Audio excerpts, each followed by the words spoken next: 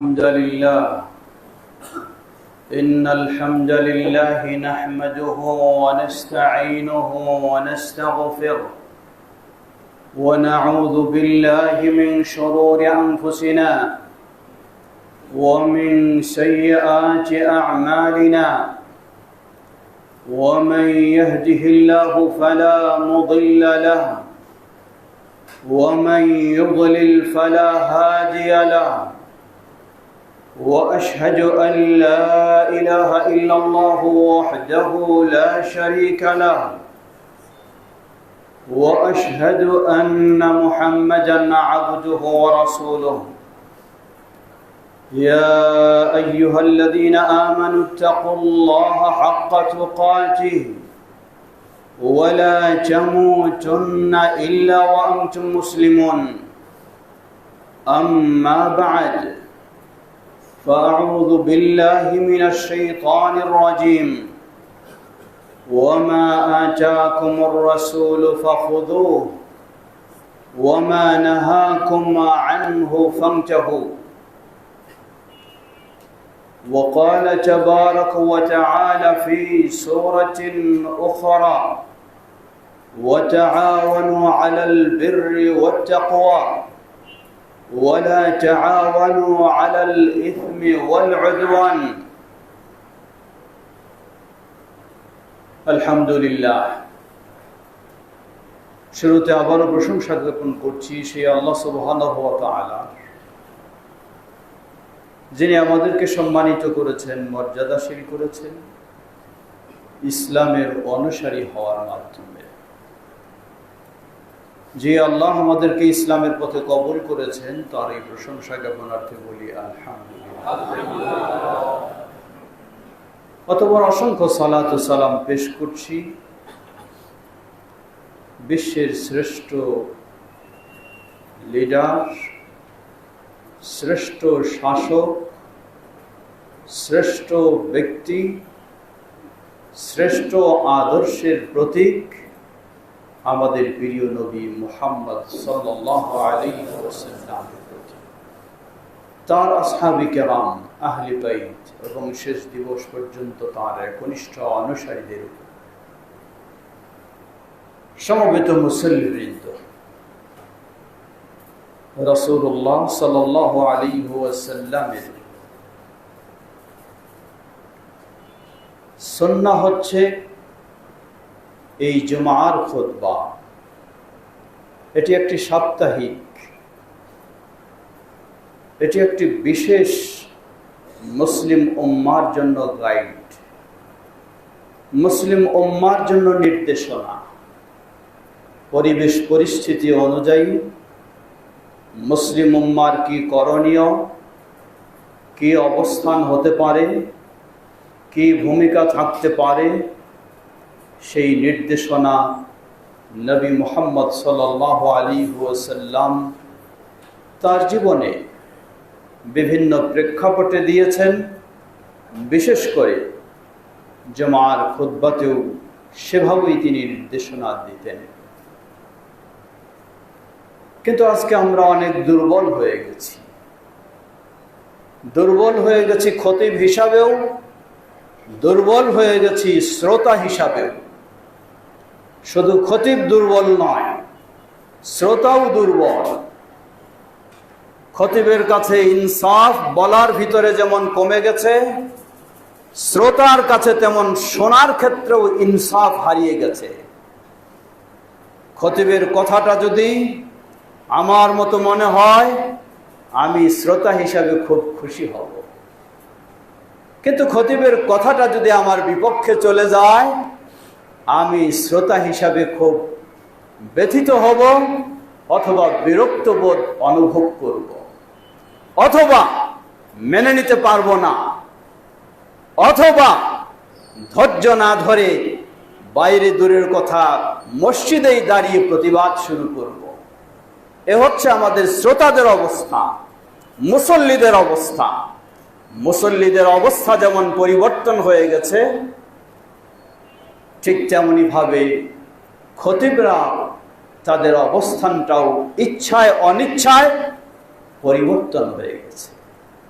নবী মুহাম্মদ সাল্লাল্লাহু আলাইহি ওয়াসাল্লাম যেমন ছিলেন আদর্শ খতিব, যেমন তার কথা ছিল ইনসাফপূর্ণ, যেমন তার কথা ছিল নির্ভীক, যেমন তার কথা ছিল সত্য, যেমন তার কথা ছিল বাস্তব, শ্রোতারাও ছিলেন ঠিক সেভাবে। যা বের হয়েছে মুহাম্মদ সাল্লাল্লাহু আলাইহি ওয়াসাল্লামের মুখ দিয়ে, তার সামনে কোন শ্রোতা নিজের মন মতো হলে মেনে নিয়েছেন, না হলে মেনে নেননি, এই শ্রোতা তার সামনে ছিলেন না।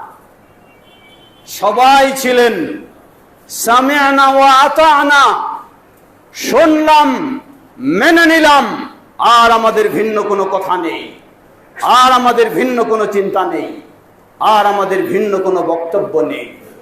কিন্তু আজকে আফসোসের সাথে বলতে হয়, সবটাই দুর্বল হয়ে গেছি, সবটাই পরিবর্তন হয়ে গেছি। ওই শ্রোতাও আজকে নেই, বরং শ্রোতা খতিবের চেয়ে বেশি পাওয়ার রাখে, শ্রোতা খতিবের চেয়ে বেশি ক্ষমতা রাখে। কারণ সেই যুগের খতিবকে তো শ্রোতারা নিয়োগ দেয়নি, আর এই যুগের খতিবকে শ্রোতারাই যখন নিয়োগ দেয়, মুসল্লিরাই যখন নিয়োগ দেয়, তাই মুসল্লিদের এই যুগে পাওয়ার খতিবের চেয়ে আরো বেশি হয়ে গেছে। যার ফলে সব দিকে লক্ষ্য করেই খতিবকে কথা বলতে হয়। সমবেত মুসল্লিবৃন্দ, সর্বোপরি এটি একটি বাস্তব চিত্র আমি তুলে ধরলাম, যা আমাদের সবারই জানা, আমরা সবাই বুঝি। সমবেত মুসল্লিবৃন্দ, মসজিদের মুসল্লি বিভিন্ন চিন্তার হবে, অসম্ভব নয়, বিভিন্ন মানসিকতার হবে, অসম্ভব নয়, বিভিন্ন গ্রুপের হবে, অসম্ভব নয়। কারণ মুসলিমদের তো এখন শুধু একটি গ্রুপ নয়, অসংখ্য গ্রুপ। রাজনৈতিক ফিল্ডে ভিন্ন ভিন্ন গ্রুপ, ধর্মীয় ফিল্ডেও ভিন্ন ভিন্ন গ্রুপ, কিন্তু যাওয়ার জায়গা তো একটাই, সেটাই হলো মসজিদ। যার ফলে শ্রোতাদের মাঝে, মুসল্লিদের মাঝে বিভিন্ন জন বিভিন্ন রকম থাকতে পারেন।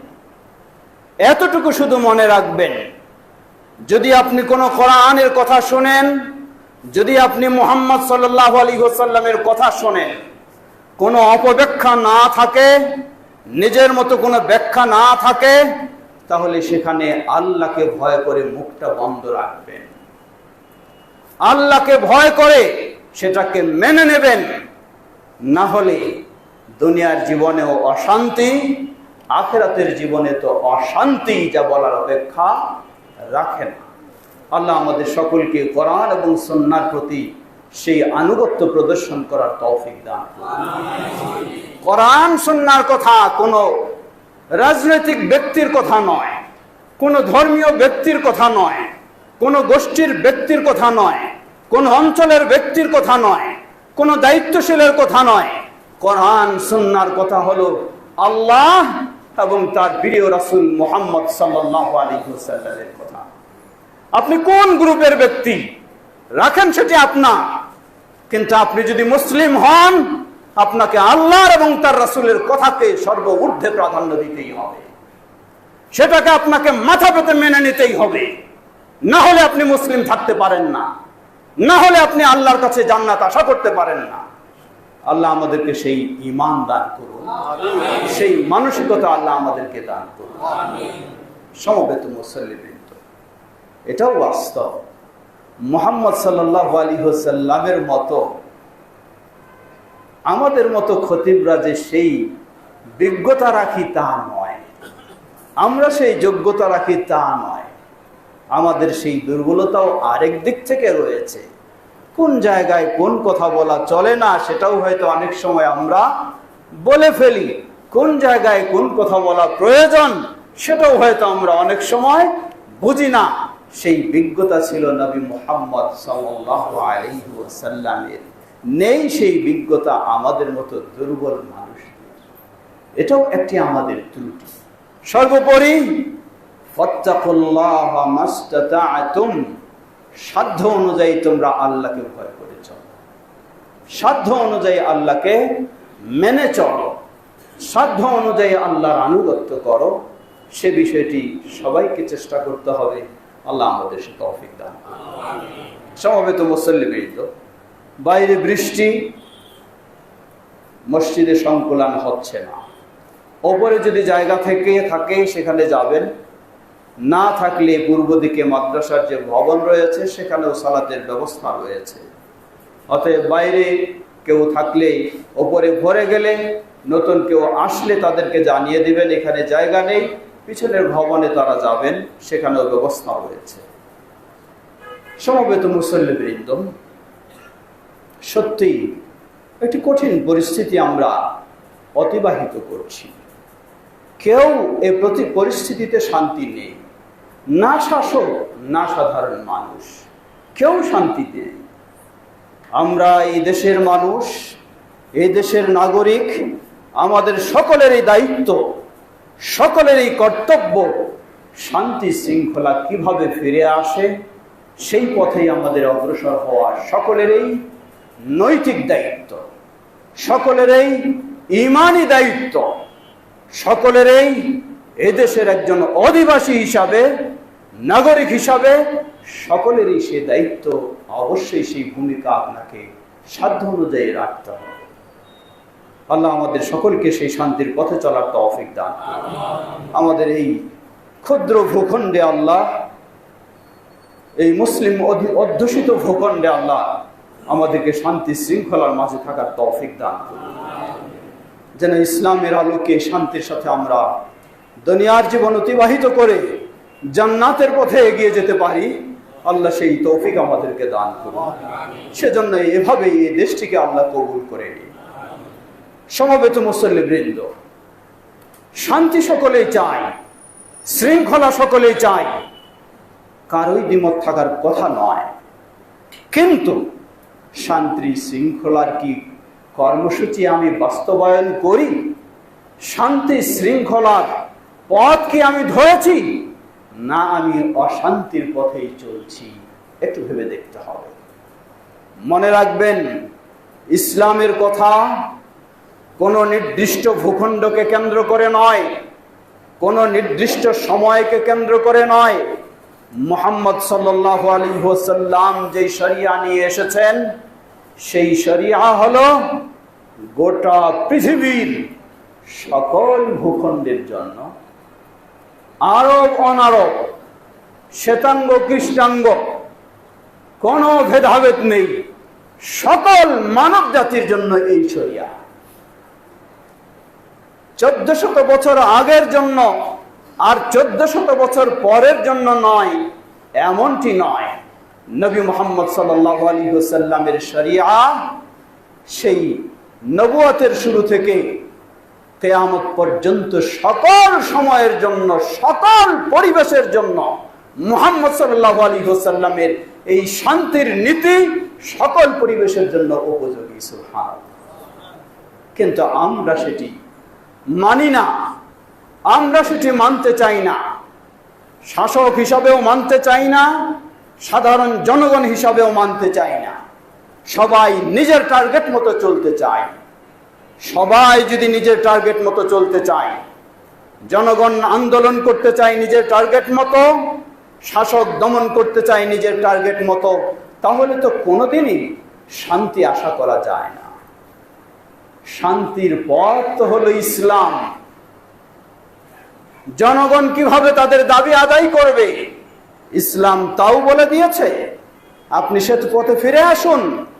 শাসক কিভাবে দেশকে শান্তিতে রাখবে, শাসক কিভাবে দেশকে শৃঙ্খলায় রাখবে, তাও ইসলাম বলে দিয়েছে। আপনি সেই পথে ফিরে আসুন। আল্লাহর কসম করে বলছি, অবশ্যই আপনি দুনিয়ার জীবনে এই বাংলার বুকে আপনি শান্তি লাভ করবেন ইনশাআল্লাহ। কিন্তু ফিরে আসতে হবে শান্তির পথে। নিজের প্রবৃত্তির পথে ফিরে আসলে, সেই প্রবৃত্তির পথ অবলম্বন করলে তো আপনি কোনোদিন শান্তি পেতে পারেন না। নিজের টার্গেট আপনি বাস্তবায়নের জন্য অগ্রসর হবেন আর শান্তি খুঁজবেন, তা তো হতে পারে না। সুতরাং আমাদের সকলের এই দায়িত্ব, শুধু শাসক বলবো না, শাসকের যেমন দায়িত্ব রয়েছে, আপনি একজন নাগরিক হিসাবে আপনার দায়িত্ব রয়েছে, আপনি দেশের একজন মানুষ হিসাবে আপনার দায়িত্ব রয়েছে। সবাইকে আমাদের সেই শান্তির বাণী মেনে নিয়ে সেই শান্তির পথে আমাদেরকে অগ্রসর হতে হবে। তাহলে নিশ্চিত আমরা শান্তি পাবোই পাবো ইনশাআল্লাহ। হতে পারে ক্ষণিকের এই দুনিয়ায় আপনি চেষ্টা করেছেন, অপরজন চেষ্টা করেনি, আপনি মেনে নিয়েছেন, অপরজন মেনে নেয়নি। আপনি সাময়িক অশান্তি অনুভব করলেও, অশান্তির সম্মুখীন হলেও আপনি অবশ্যই আখিরাতে শান্তি পাবেন ইনশাআল্লাহ। কিন্তু যদি অন্যজন মানে না তাই আমি মানব না, এই চিন্তায় চলতে চাই, তাহলে দুনিয়ার শান্তিও হবে না, আখিরাতের শান্তিও হবে না, সব শান্তি হারিয়ে যাবে। ফিরে আসি আল্লাহ রাসূল সাল্লাল্লাহু আলাইহি ওয়াসাল্লামের সামান্য কিছু দিক নির্দেশনা। একজন নাগরিক হিসাবে, একজন এদেশের অধিবাসী হিসাবে আমার কি দায়িত্ব বা আমার কি ভূমিকা থাকতে পারে, আমি কতটুকু অগ্রসর হব, সামান্য একটু শুধু আইডিয়া নেওয়ার জন্য এই স্বল্প সময়ে দু একটি কথা একটু আমরা জেনে নিই। 1400 বছর আগে নবী মুহাম্মদ সাল্লাল্লাহু আলাইহি ওয়াসাল্লাম কিভাবে সেই নির্দেশনাগুলি দিয়েছেন, সেই নির্দেশনা যদি আজকে আমরা বাস্তবায়ন করতে পারি, 1400 বছর পর নয়, 14,000 বছর পর হলেও ওই শান্তি ফিরে আসবেই আসবে। যেমন শান্তি ছিল নবী মুহাম্মদ সাল্লাল্লাহু আলাইহি ওয়াসাল্লামের যুগে, যেমন নিরাপত্তা ছিল নবী মুহাম্মদ সাল্লাল্লাহু আলাইহি ওয়াসাল্লামের যুগে, যেমন ইনসাফ ছিল নবী মুহাম্মদ সাল্লাল্লাহু আলাইহি ওয়াসাল্লামের যুগে, আজও আমাদের যুগে সেটি ফিরে আসবেই আসবে, কোনো সন্দেহ নাই। সমবেত মুসল্লিবৃন্দ, আমি একজন এই দেশের নাগরিক হিসাবে অধিকার বঞ্চিত হচ্ছি, আরো অনেক সমস্যায় রয়েছি ধরে নেন, তাহলে আমার করণীয় কি? আমি কি জ্বালাও পোড়াও শুরু করব? আমি কি সবকিছু বিক্ষোভের মাধ্যমে ভাঙচুর, ধ্বংস, নষ্ট কিছু শুরু করব? এটাই কি ইসলাম অ্যালাউ করে? এটাই কি ইসলাম বলে? কখনো কোনোদিন ইসলাম এটি বলে না। দেশের সম্পদ সংরক্ষণ করা প্রতিটি দেশের নাগরিকের একান্ত দায়িত্ব, এটি আমানত, এটি দায়িত্ব সংরক্ষণ করা। আপনি প্রতিবাদ করতে গিয়ে, আন্দোলন করতে গিয়ে সীমা লঙ্ঘন যদি করে ফেলেন, তাহলে আপনিও তো শান্তি নিয়ে আসতে পারবেন না, আপনিও তো শৃঙ্খলা নিয়ে আসতে পারবেন না, আপনিও তো কাঙ্ক্ষিত টার্গেটে পৌঁছতে পারবেন না। সুতরাং ইসলাম কতই না সুন্দর নিয়ম নীতি দিয়েছে। আমার কি দায়িত্ব একটু লক্ষ্য করুন। অসংখ্য বর্ণনা, যেগুলি এই খুতবার সময়ে স্বল্প সময়ে তুলে ধরা সম্ভব নয়, দু একটি শুধু নমুনা স্বরূপ বলছি। আল্লাহ রাসূল সাল্লাল্লাহু আলাইহি ওয়াসাল্লাম থেকে বর্ণিত সহিহুল বুখারী ও মুসলিমের হাদিস, প্রসিদ্ধ সাহাবী আব্দুল্লাহ ইবনে মাসউদ রাদিয়াল্লাহু তাআলা আনহু তিনি বলেন, قال لنا رسول الله صلى الله عليه وسلم, আমাদেরকে রাসূলুল্লাহ সাল্লাল্লাহু আলাইহি ওয়াসাল্লাম বললেন, ইন্নাকুম সাতারাউনা বা'দি আসারা ওয়া উমারা ওয়া উমুরান তুনকিরুনাহা, জেনে রাখো তোমরা আমার পরে এমন এমন অবস্থা দেখবা, এমন এমন তোমাদের দায়িত্বশীল দেখবা, যারা কি আসারাতান, মানে তারা শুধু নিজের নিয়ে ব্যস্ত থাকবে, শুধু নিজকে সামলাতেই চেষ্টা করবে, নিজের অর্থই সংগ্রহ করবে, নিজের স্বার্থই শুধু দেখবে। ও উমুরান, আরো অনেক কিছু তোমরা পাবা, তুনকিরুনাহা, তোমরা কোনোটাকেই ভালো হিসাবে মেনে নিতে পারবে না, কারণ সবটাই খারাপ, সবটাই ক্ষতিকারক, সবটাই কষ্টদায়ক, সবটাই বেদনাদায়ক, সবটাই আপনার স্বার্থ বিরোধী, এমন পাবেন। ক্বালু ফামা তা'মুরুনা ইয়া রাসূলুল্লাহ, সাহাবায়ে কেরাম আবেদন করে বসলেন, হে আল্লাহ রাসূল সাল্লাল্লাহু আলাইহি ওয়াসাল্লাম, এমন প্রেক্ষাপট যদি আমরা পেয়ে যাই তাহলে আমাদেরকে কি উপদেশ দিচ্ছেন, আমাদেরকে কি নসিহত করছেন, কি নির্দেশনা দিচ্ছেন? ক্বালা আদ্দু ইলাইহিম হাক্কাহুম, তোমাদের প্রতি তাদের যা হক রয়েছে, অধিকার রয়েছে, সেই অধিকার তোমরা আদায় করো। মনে রাখবেন, এটা আমার কথা নয়। আপনার মনের সাথে যদি না মিলে আপনি বলবেন এগুলো কি শোনায়। মনে রাখবেন, এটা আপনার ঈমানের কথা, এটা আপনার ইসলামের কথা। আপনার আবেগের সাথে না মিলতে পারে, আপনার চিন্তার সাথে না মিলতে পারে, কিন্তু আপনার আবেগকে এটার সাথে মিলাতেই হবে। এটার নাম হলো ইসলাম। আবেগ মতো চলবেন, কাজ করবেন, আর বাহাদুরি দেখাবেন, আর বলবেন এই সেই না। ফিরে আসুন আপনার ইসলামের প্রতি। আল্লাহ রাসূল সাল্লাল্লাহু আলাইহি ওয়াসাল্লাম বললেন যে এই ধরনের পরিস্থিতি কোনোটাই আপনার পক্ষে দেখছেন না, সব আপনার বিপক্ষে, সব আপনার স্বার্থ বিরোধী, সব শাসকের স্বার্থে। কি করবেন আপনি? আল্লাহ রাসূল সাল্লাল্লাহু আলাইহি ওয়াসাল্লাম আপনাকে নির্দেশ দিচ্ছেন, আদ্দু ইলাইহিম হাক্কাহুম, তাদের হক তোমরা তাদেরকে দিয়ে দাও, তার অধিকার যেটা সেটা দিয়ে দাও। ওয়াসালুল্লাহ হাক্কাকুম, আর তোমাদের অধিকার আল্লাহর কাছে চাও। আল্লাহ, তোমাদের অধিকার আল্লাহর কাছে চাও। অন্যের দেওয়ার ক্ষমতা নাই, দেওয়ার ক্ষমতা একমাত্র আল্লাহ সুবহানাহু ওয়া তাআলা। কিভাবে করবেন? আরেক হাদিস দেখুন, আল্লাহ রাসূল সাল্লাল্লাহু আলাইহি ওয়াসাল্লাম সেখানে আবার কতভাবে বললেন, ইন্নাকুম সাতালকাউনা বা'দি আসারাতান ফাসবিরু হাত্তা তালকাউনি আলাল হাউদ, মুত্তাফাকুন আলাইহি। এটাও সহিহ বুখারী মুসলিমের হাদিস। ইন্নাকুম সাতালকাউনা বা'দি আসারাতান, জেনে রাখো আমার পরে তোমরা এমন এক পরিবেশ পরিস্থিতির সম্মুখীন হবে, তোমাদের যারা দায়িত্বশীল, তোমাদের যারা শাসক, তোমাদের যারা লিডার, তোমাদের যারা নেতা, তারা শুধু নিজের স্বার্থটাই দেখবে, জনগণের স্বার্থ দেখবে না, তোমাদের স্বার্থ দেখবে না। রাসূল সাল্লাল্লাহু আলাইহি ওয়াসাল্লাম কি বললেন? বললেন ফাসবিরু হাত্তা তালকাউনি আলাল হাউদ, তোমরা ধৈর্যের পরিচয় দাও, হাত্তা তালকাউনি আলাল হাউদ, এমন কি কতদিন? যতক্ষণ না তোমরা ওই তোমাদের জন্য আমি হাউজের কাছে গিয়ে অপেক্ষা করব, আমার সাথে সাক্ষাৎ না হয় ততক্ষণ পর্যন্ত তোমরা ধৈর্য ধারণ করো। আল্লাহু আকবার, আল্লাহু আকবার। কি বুঝলেন? এর হাদিসের ব্যাখ্যা কি? এর অর্থ কি? এর ব্যাখ্যা দুটি হতে পারে, এর অর্থ দুটি হতে পারে। তাহলে আপনি বলবেন আমার বিপরীত পরিস্থিতি দেখছি, আমি ধৈর্য কতদিন ধরব? কতদিন ধরব? ধৈর্য হলো ওই হাউজে যাওয়ার পর্যন্ত। এর মানে গোটা জীবন আপনাকে, যুগের পর যুগ আপনাকে ধৈর্যের পরিচয় দিতে হবে। দ্বিতীয় অর্থ সেটি হলো, আপনি যদি ধৈর্যের পরিচয় দেন, মানে রাসূল সাল্লাল্লাহু আলাইহি ওয়াসাল্লামের এই নির্দেশনা আপনি পালন করেন, তাহলে দুনিয়ার জীবনে এই ধৈর্যের কারণে নির্যাতিত হলেও, নিষ্পেষিত হলেও, মজলুম হলেও, আখিরাতের জীবনে নবী মুহাম্মদ সাল্লাল্লাহু আলাইহি ওয়াসাল্লাম আপনার জন্য হাউজে কাউসারে অপেক্ষা করছেন। আপনি নবী সাল্লাল্লাহু আলাইহি ওয়াসাল্লামের সাথে সেখানে গিয়ে সাক্ষাৎ করে হাউজের পানি পান করার সৌভাগ্য লাভ করবেন।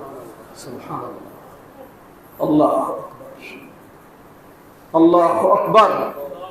দুনিয়ার জীবনটাকে এত বড় মনে করবেন না। দুনিয়াটাই আপনার বড় নয়, আপনার বড় হলো আখিরাত, আপনার বড় হলো জান্নাত, আপনার বড় হলো আল্লাহর সন্তুষ্টি, আপনার বড় হলো মুহাম্মদ সাল্লাল্লাহু আলাইহি ওয়াসাল্লামের পথে আপনি চলবেন। এটা আমার কথা নয়, মুহাম্মদ সাল্লাল্লাহু আলাইহি ওয়াসাল্লামের নির্দেশ। হাদিস সহিহ বুখারী মুসলিমে। হয়তো বলবেন আরো তো বহু হাদিস রয়েছে, প্রতিবাদের হাদিস রয়েছে, তর্কের হাদিস রয়েছে, যুদ্ধের হাদিস রয়েছে, আপনি সেগুলি বলছেন না, শুধু এটি আমাদেরকে বলছেন। জবাব, আপনি পরিবেশ পরিস্থিতি একটু ভেবে দেখুন, আপনি কতটুকু লাভবান হতে পেরেছেন, আপনি কতটুকু উপকৃত হয়েছেন, একটু ভাবার চেষ্টা করুন। রক্তপাতকে বন্ধ করার জন্য ইসলাম এই বিধানে দিয়েছেন। প্রয়োজনে আপনার মাল কেড়ে নিতে পারে, প্রয়োজনে আপনার পিঠে বাড়ি মারতে পারে, তবু আপনাকে ইসলাম ধৈর্যের পরিচয় দিতে বলেছে। কেন? বৃহৎ স্বার্থের জন্য। ইসলাম ক্ষুদ্র স্বার্থকে চিন্তা করে কথা বলেনি, ক্ষুদ্র স্বার্থকে চিন্তা করে ইসলাম বিধান দেয়নি। ইসলাম বৃহৎ স্বার্থের দিকে লক্ষ্য করেই সেই সব বিধানগুলি দিয়েছে, যেই বিধানগুলি আগেই বলেছি সেটি হলো এ যুগের জন্য, 1400 বছর পরের জন্য। আরো যদি কঠিন পরিবেশ পরিস্থিতি এসে যায়, ওই পরিবেশ পরিস্থিতির জন্য হলো এই বিধানগুলি, শান্তি নিয়ে আসার বিধান। সুতরাং বিষয়গুলিকে ভিন্ন বুঝে উড়িয়ে দেবেন না। আল্লাহ আমাদের বুঝার তৌফিক দান করুন। ফিরে আসি, রাসূল সাল্লাল্লাহু আলাইহি ওয়াসাল্লাম আবার কি বললেন? عن وائل بن حجر رضي الله تعالى عنه قال سأل سلمة بن يزيد الجعفي رسول الله صلى الله عليه وسلم فقال يا نبي الله أرأيت إن قامت علينا أمراء يسألون حقهم ويمنعون حقنا فما تأمرنا। লক্ষ্য করুন আপনার প্রেক্ষাপট আর এই হাদিস 1400 বছর আগে, বুঝবেন যে আপনি যে জিনিসটা অনুভব করছেন ওই পরিস্থিতিটাই প্রশ্ন করা হয়েছে। সাহাবী প্রশ্ন করলেন, হে আল্লাহর রাসূল সাল্লাল্লাহু আলাইহি ওয়াসাল্লাম, হে আল্লাহর নবী, আর আইতা, আপনি কি মতামত দিচ্ছেন, আপনি কি নির্দেশনা দিচ্ছেন? ইন কামাত আলাইনা উমারা, আমাদের শাসকরা যদি এমন হয়ে যায়, ইয়াসআলুনা হাক্কাহুম, আমাদের কাছে তাদের অধিকার দাবি করে, ওয়া ইয়ামনাউনা হাক্কানা, কিন্তু আমাদের অধিকার তারা দেয় না, আমাদের অধিকার থেকে বঞ্চিত তারা আমাদেরকে করে, এমনটা যদি হয়ে যায় আমাদের শাসকরা, ফামা তা'মুরুনা, আপনি আমাদেরকে কি উপদেশ দিচ্ছেন, কি নসিহত করছেন, কি নির্দেশনা দিচ্ছেন? ক্বালা ইসমাউ ওয়া আতিউ, বললেন তোমরা, তারা তাদের হক চায়, তোমাদের হক দিচ্ছে না, এরপরেও তোমরা এটা মেনে নাও, তাদের কথা শৃঙ্খলা মেনে নাও। ফাইন্নামা আলাইহিম মা হুম্মিলু, কারণ দুনিয়ার আদালতেই তো শেষ নয়, আল্লাহর আদালত রয়েছে। তাদের যা দায়িত্ব, সে দায়িত্ব যদি পালন না করে তারা জবাবদিহির সম্মুখীন হবে আল্লাহর আদালতে। ওয়া আলাইকুম মা হুম্মিলতুম, তোমাদের যা দায়িত্ব তোমরা তার জবাবের সম্মুখীন হবে। রাওয়াহু মুসলিম, সম্ভবত মুসলিম। হয়তো কেউ বলতে পারেন এসব নির্দেশনাগুলি তো শুধু মুসলিম শাসকের ক্ষেত্রে, আমরা তো মুসলিম শাসকের অধীনে নেই, ইসলামী রাষ্ট্রের দেশে আমরা নেই। জবাব, কোনো সন্দেহ নেই, একজন মুসলিম পৃথিবীর বুকে সে অমুসলিম দেশেও থাকতে পারে, মুসলিম দেশেও থাকতে পারে। অমুসলিম দেশে থাকলেও শৃঙ্খলার জন্য তাকে সীমারেখা খেয়াল রাখতে হবে, মুসলিম দেশে থাকলেও শৃঙ্খলা ও বৃহৎ স্বার্থের জন্য তাকে খেয়াল রাখতে হবে। সুতরাং বিষয়গুলিকে শুধু একদিকে রেখে বোঝার চেষ্টা করব না। এ মর্মে অনেক নির্দেশনা আগেই বলেছি, শুধু দু একটি আমি স্মরণ করে দিচ্ছি। এর অর্থ প্রতিবাদ নিষেধ করছি তা নয়, অবশ্যই প্রতিবাদ হবে, অবশ্যই আপনি অন্যায়কে মেনে নেবেন না, সেটি অবশ্যই, কিন্তু মেনে নেবেন না কোন পর্যায়ে, কি পর্যায়ে আপনার অবস্থানটা হবে আপনাকে লক্ষ্য করতে হবে। আপনার এই অন্যায়ের প্রতিবাদে ন্যায় নিয়ে আসবে কি না, না আরো বড় অন্যায় চলে আসবে। যদি আরো বড় অন্যায় চলে আসে তাহলে আপনাকে ধৈর্যের পরিচয় দিতে হবে। আর যদি ন্যায় আসার সম্ভাবনা থাকে তাহলে তো অবশ্যই আপনি সেটাও ইসলামের সীমারেখার আলোকে আপনি অবশ্যই প্রতিবাদ করবেন। আপনি একজন দেশের নাগরিক হিসাবে আপনার দায়িত্ব আল্লাহর কাছেও রয়েছে, দুনিয়াতেও রয়েছে, আখিরাতেও রয়েছে। আমরা যেন বিষয়গুলি সঠিকভাবে উপলব্ধি করে দেশের শান্তি শৃঙ্খলার ক্ষেত্রে সকলে ভূমিকা রাখতে পারি। আল্লাহ আমাদের তৌফিক দান করুন। ওয়া আখিরু দাওয়ানা আলহামদুলিল্লাহ। আলহামদুলিল্লাহ আলহামদুলিল্লাহ রাব্বিল আলামিন ওয়াসসালাতু ওয়াসসালামু আলা রাসূলিহি ওয়া আলা আলিহি ওয়া সাহবিহি আজমাইন, আম্মা বা'দ। খুতবার সময় শেষ হয়ে গেছে, তারপরে একটু অনুরোধ জানাবো, কয়েক মিনিট হয়তো বেশি লাগতে পারে। ফিরে আসি। এতক্ষণ বলছিলাম আমরা সংক্ষিপ্তভাবে ইসলাম আমাদেরকে কি বলছে। এখন একটু দেখে নেই ইসলাম শাসককে কি বলছে। ইসলাম কি শাসককে জুলুম করার জন্য অনুমতি দিয়েছে? ইসলাম কি শাসককে অবিচারের জন্য সুযোগ দিয়ে দিয়েছে? আমাকে ধৈর্যের ইসলাম পরিচয়, ধৈর্যের নির্দেশনা দিয়েছে, কিন্তু ইসলাম কি শাসককে নির্যাতন জুলুম চালানোরই অনুমতি দিয়েছে? কখনোই তো ইসলাম অশান্তির সুযোগ কাউকেই দিতে পারে না। ইসলাম কখনো বেইনসাফের সুযোগ কাউকেই দিবে না। ইসলাম সকলকেই ইনসাফের পথ দেখায়, সকলকেই শান্তির পথ দেখায়। নাগরিককে যেমন শান্তির পথে চলতে হবে নির্দেশ ইসলাম দিয়েছে, শাসককেও তেমনি ভাবে ইসলাম নির্দেশ দিয়েছে শান্তির পথে চলতে হবে। যদি শাসক সেই ইনসাফের ব্যবস্থা নেয়, সুবহানাল্লাহ, শাসকের জন্য কত বিশাল প্রতিদান। সহিহ মুসলিমের হাদিস, আল্লাহ রাসূল সাল্লাল্লাহু আলাইহি ওয়াসাল্লাম থেকে প্রসিদ্ধ সাহাবী আব্দুল্লাহ ইবনে আমর ইবনে আল-আস রাদিয়াল্লাহু তাআলা আনহু বর্ণনা করছেন। তিনি বলেন, রাসূলুল্লাহ সাল্লাল্লাহু আলাইহি ওয়াসাল্লাম বলেন, ইন্নাল মুকসিতিনা ইনদাল্লাহ আলা মানাবির মিন নূরিন আন ইয়ামিনির রহমান ওয়া কিলতা ইয়াদাইহি ইয়ামিন الذين يعدلون في حكمهم وأهليهم وما ولوا رواه মুসলিম। ভালো করে শুনবেন। আল্লাহ রাসূল সাল্লাল্লাহু আলাইহি ওয়াসাল্লাম বললেন, ইন্নাল মুকসিতিনা ইনদাল্লাহ, দুনিয়ার জীবনে যে দায়িত্বশীল, যেই শাসক, যেই লিডার, যেই নেতা হতে পারেন, তিনি একটা দেশের লিডার, হতে পারেন তিনি একটা পরিবারের লিডার, হতে পারেন তিনি আরেকটি ক্ষুদ্র সমাজের লিডার, যেই স্তরেই হোক, যারা ইনসাফের সাথে দায়িত্ব পালন করবে, ন্যায় নিষ্ঠার সাথে দায়িত্ব পালন করবে, অবশ্যই তাকে মুসলিম হতে হবে। তার প্রতিদান হলো আলা মানাবিরি মিন নূরিন আন ইয়ামিনির রহমান, কিয়ামতের কঠিন বিভীষিকাময় দিনে দয়াময় রহমানের ডান দিকে সেই নূরের মেম্বারে তার আসন হবে। সুবহানাল্লাহ, সুবহানাল্লাহ। নূরের মেম্বারে সুউচ্চ আসন হবে কিয়ামতের মাঠে, যদি ইনসাফবান, ন্যায় নীতিবান মুসলিম শাসক হয়ে থাকে। সুবহানাল্লাহ। কিসের ইনসাফ? আল্লাযীনা ইয়াদিলুনা ফি হুকমিহিম, যারা তাদের শাসন কার্যে ইনসাফের পরিচয় দিবে, ওয়া আহলিহিম, যারা তাদের পরিবারেও ইনসাফের পরিচয় দিবে। এজন্য বলেছিলাম, শাসক শুধু রাষ্ট্রের শাসক যিনি, তিনি শুধু নন, ইসলাম সব দায়িত্বশীলকে বলেছে।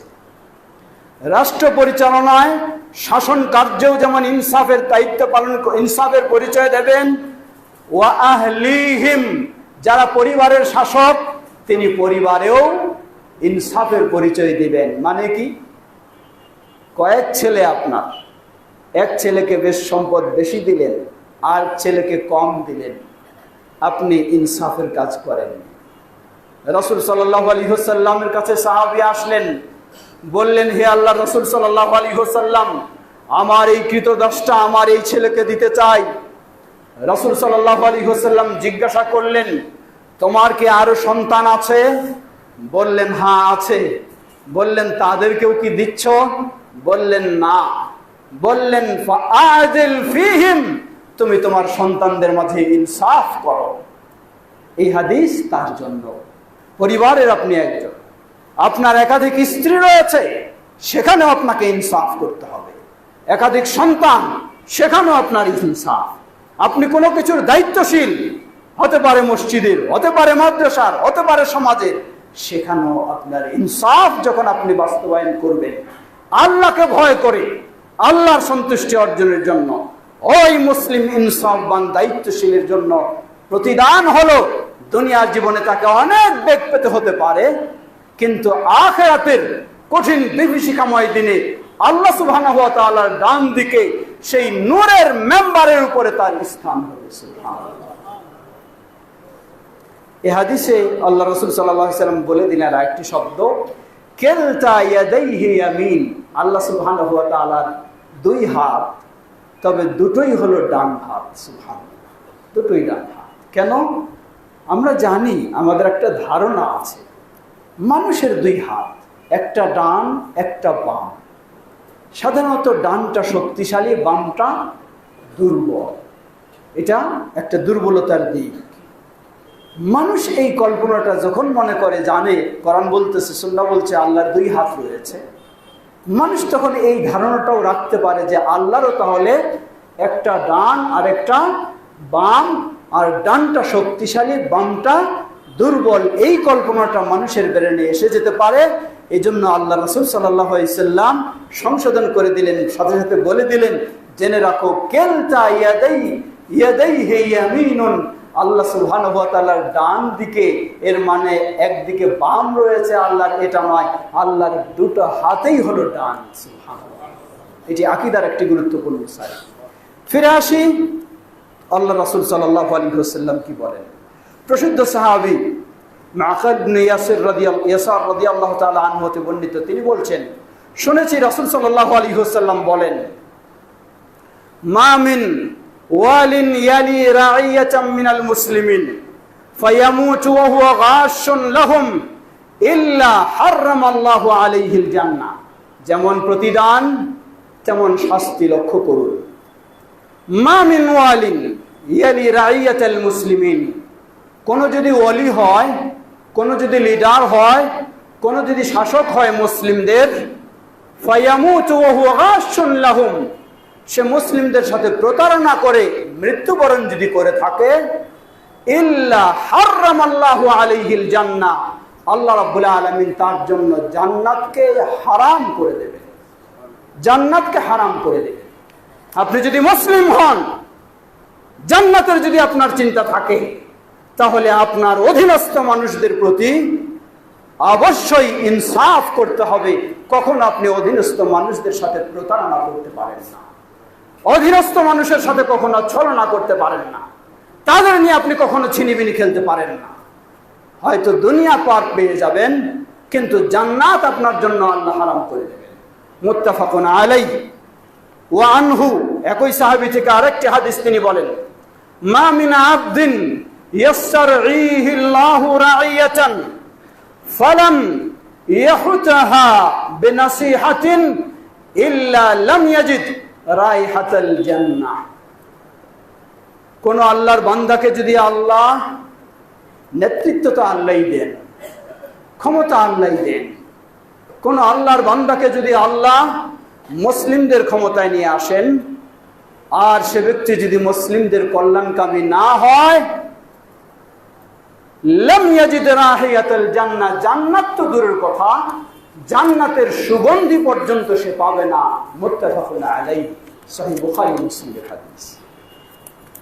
শেষ করতে যাচ্ছি, উম্মুল মুমিনিন আয়েশা রাদিয়াল্লাহু আনহার একটি হাদিস। আরেকটি হাদিস হলো প্রসিদ্ধ সাহাবী আয়েদ ইবনে আমর, তিনি বলছেন, শুনেছি আল্লাহ রাসূল সাল্লাল্লাহু আলাইহি ওয়াসাল্লাম তিনি বলেছেন, ইন্না শাররার রাআ আল হুতামা, রাওয়াহু মুসলিম। পৃথিবীর বুকে নিকৃষ্ট শাসক হলো তারা, আল হুতামা, যারা জালেম শাসক, যারা জুলম করে, অন্যায় করে, অবিচার করে, তারাই হলো পৃথিবীর বুকে নিকৃষ্ট শাসক। যদি শাসক তার অধীনস্থ মানুষের সাথে সদাচরণ না করে, সহানুভূতি না রাখে, সদয় না হয়, আল্লাহ রাসূল সাল্লাল্লাহু আলাইহি ওয়াসাল্লাম থেকে উম্মুল মুমিনিন আয়েশা রাদিয়াল্লাহু আনহা বলেন, তিনি বলছেন, ক্বালা রাসূলুল্লাহ সাল্লাল্লাহু আলাইহি ওয়াসাল্লাম, 1400 বছর আগে রাসূলুল্লাহ সাল্লাল্লাহু আলাইহি ওয়াসাল্লাম এই দোয়া করে গেছেন। রাসূল সাল্লাল্লাহু আলাইহি ওয়াসাল্লামের দোয়া আল্লাহ কখনো ফিরিয়ে দেননি, কবুল করেছেন। কি দোয়া? আল্লাহুম্মা মান ওয়ালিয়া মিন আমরি উম্মতি শাইআ ফাশাক্কা আলাইহিম ফাশকাক আলাইহি। হে আল্লাহ, আমার উম্মতের কোনো কিছুর দায়িত্বে, নেতৃত্বের দায়িত্বে যদি কেউ থাকে, অতঃপর তাদের প্রতি যদি নিষ্ঠুরতা ও কঠোরতা এই ব্যবস্থা রাখে, আল্লাহুম্মা ফাশকাক আলাইহি, হে আল্লাহ, আপনিও ওই নিষ্ঠুর শাসকের প্রতি নিষ্ঠুর হয়ে যান, আপনিও তার প্রতি কঠোর হয়ে যান, আপনিও তার প্রতি সেই কঠোরতার বদলা কঠোরতা দান করুন। ওয়ামান ওলিয়া মিন আমরি উম্মতি শাইআ ফারাফাকা বিহিম ফারফুক বিহি, রাওয়াহু মুসলিম। যদি কোনো ব্যক্তি মুসলিমদের শাসক হয়, অতঃপর মুসলিমদের সাথে সহানুভূতি আচরণ করে, তাদের সাথে নম্রতা প্রদর্শন করে, তাদের সাথে ভদ্রতা পোষণ করে, তাদের সাথে নিষ্ঠুর না হয়, হে আল্লাহ, আপনিও ওই শাসকের প্রতি নম্র ভদ্রতা দান করুন। সুবহানাল্লাহ। এটি আল্লাহ রাসূল সাল্লাল্লাহু আলাইহি ওয়াসাল্লাম 1400 বছর আগে দোয়া করেছেন। আমি অনেকজনকে বহুভাবে উপেক্ষা করে আমি আমার ক্ষমতা দেখাতে পারি। মনে রাখবেন, আহকামুল হাকিমিন, সর্বশ্রেষ্ঠ হাকিম যিনি, ক্ষমতার মালিক যিনি, তিনি হলেন আল্লাহ সুবহানাহু ওয়া তাআলা। নিষ্ঠুরকারীর প্রতি নিষ্ঠুরতা দিতে আল্লাহ সুবহানাহু ওয়া তাআলার তো মুহূর্তের প্রয়োজন নেই। জালেমের প্রতি জুলমের বদলা দিতে আল্লাহর তো কোনো মুহূর্তের প্রয়োজন নেই। তবে আল্লাহ সুবহানাহু ওয়া তাআলা ছাড় দিয়ে থাকেন। দেখেন আল্লাহ রাব্বুল আলামিন ইবলিসকে আল্লাহ কেন ছাড় দিলেন? ওই প্রশ্নের জবাবটা আপনি মনে রাখবেন। ইবলিস প্রকাশ্য শত্রু হিসাবে ঘোষণা দিয়ে কাজ করছে। আল্লাহ ইবলিসকে কেন সুযোগ দিলেন? আল্লাহ কি ধ্বংস করতে পারেন না ইবলিসকে? তাহলে আপনাকে চুরিতে নিয়ে যাচ্ছে, ছিনতাইতে নিয়ে যাচ্ছে, খুনে নিয়ে যাচ্ছে, ডাকাতি নিয়ে যাচ্ছে, অন্যায়, যত রকমের সব অন্যায় ইবলিস আপনাকে লিপ্ত করাচ্ছে। আল্লাহ কেন ইবলিসকে ছাড় দিলেন? আল্লাহ ইবলিসকে ছাড় দিলেন আপনাকে পরীক্ষা করার জন্য, যে ইবলিসের ভয়ে আপনি ভীত হয়ে যান বেশি, না আল্লাহর ভয়ে আপনি ভীত হন, এই পরীক্ষার জন্য। ঠিক একইভাবে আল্লাহ সুবহানাহু ওয়া তাআলা ছাড় দিয়েছেন সাময়িকভাবে নমরুদকে, ফেরাউনকে, আবু জাহলকে, কিন্তু আল্লাহ সুবহানাহু ওয়া তাআলা জুলমের প্রতিদান, প্রতিফল আখিরাতে দিয়েছেন, দিবেনই, দুনিয়ার যুগেও আল্লাহ সুবহানাহু ওয়া তাআলা দিয়েছেন। সমবেত মুসলিমবৃন্দ, সুতরাং আমাদের প্রিয় দেশ, এই মুসলিম অধ্যুষিত বাংলাদেশ, আমাদের প্রতিটি নাগরিকের দায়িত্ব হলো এই দেশে শান্তির পথে আমাদেরকে অগ্রসর হওয়া। সকলকেই যে যে অবস্থানে ভূমিকা যার পক্ষে সম্ভব রয়েছে, তবে মনে রাখতে হবে, আগেই যে কথাগুলি বলেছি, প্রবৃত্তির চিন্তায় শান্তির পথে অগ্রসর হয়ে অশান্তি সৃষ্টি করা কখনো শান্তি নিয়ে আসতে পারে না। সেই শান্তির পথ আপনাকে দিয়েছে ইসলাম, সেই ইসলামের প্রতি ফিরে আসি, সেই ইসলামের পথ দিয়েই আমরা শান্তির পথে অগ্রসর হওয়ার চেষ্টা করি। আল্লাহ আমাদের সকলকে সে তৌফিক দান করুন।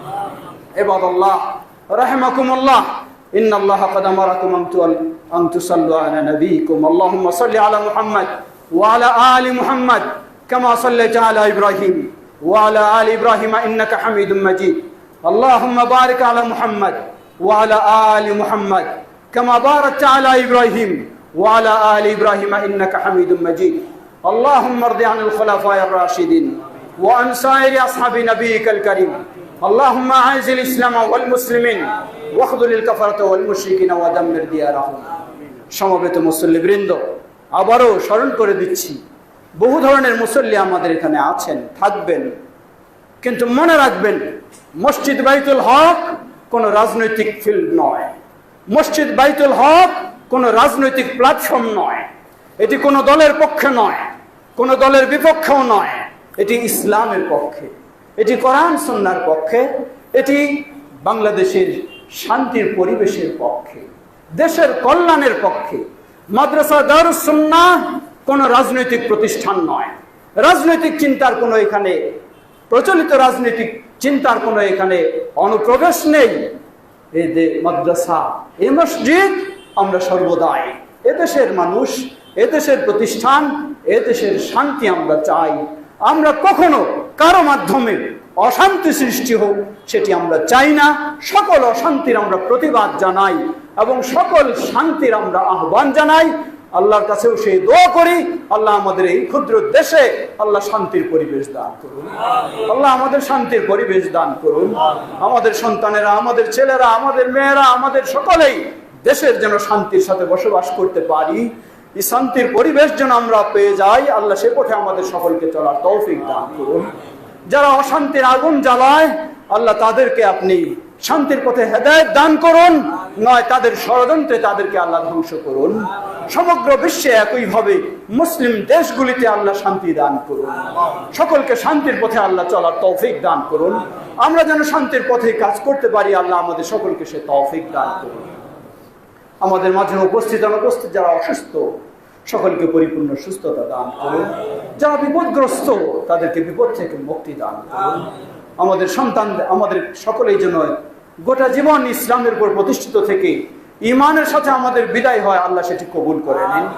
দেশের সর্বস্তরের মানুষকে আল্লাহ ইসলামের পথে হেদায়েত দান করুন, ইসলামের পথে কবুল করে নিন, ইসলামের পথে চলার তৌফিক দান করুন। سبحانك اللهم وبحمدك أشهد أن لا إله إلا أنت واستغفرك وأتوب إليك।